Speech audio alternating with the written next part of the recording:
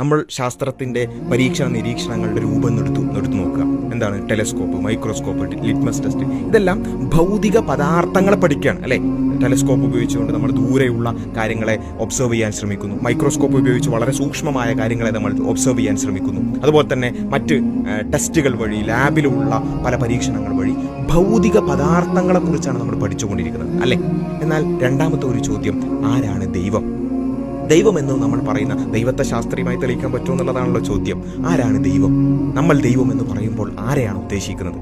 ശരിയാണ്, ദൈവം എന്ന് പറയുമ്പോൾ നമ്മൾ ഏതെങ്കിലും വ്യക്തിയെയാണ് ഉദ്ദേശിക്കുന്നുണ്ടെങ്കിൽ അത് ആ വ്യക്തികൾ ഈ പ്രപഞ്ചത്തിനകത്ത് തന്നെ ഉള്ളതാണ്. അതിനെ ശാസ്ത്രീയമായി തെളിയിക്കുക എന്നൊക്കെ പറയുന്നതിൽ വല്ല അർത്ഥം ഉണ്ടാവും.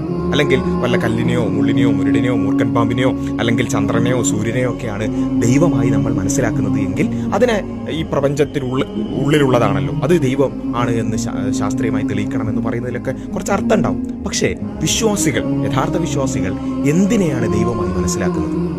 ഏതെങ്കിലും മനുഷ്യരെയാണോ, അല്ലെങ്കിൽ ഏതെങ്കിലും ഭൗതിക പദാർത്ഥങ്ങളെയാണോ, ഭൗതിക പ്രതിഭാസങ്ങളെയാണോ? ഒന്നിനുമല്ല, മറിച്ച് ഇതിനെയെല്ലാം പടച്ച ഈ ഭൗതിക ലോകത്തിന് അതീതനായിട്ടുള്ള ഈ പ്രപഞ്ചത്തിന് പുറത്തുള്ള ഒരു ഏകനായ ഒരു അസ്തിത്വത്തെയാണ് നമ്മൾ ദൈവം എന്ന് വിളിക്കുന്നത്.